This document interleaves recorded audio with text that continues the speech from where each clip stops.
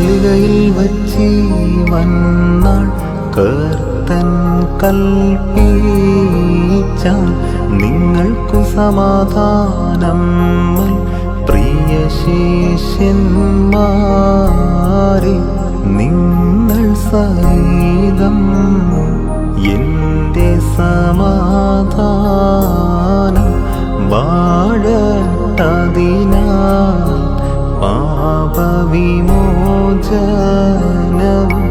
ദുഷ്ടങ്കൽ നിന്നും നിത്യം രക്ഷയുമുണ്ടാകും. സ്ലീഹന്മാരുടെ സന്താനം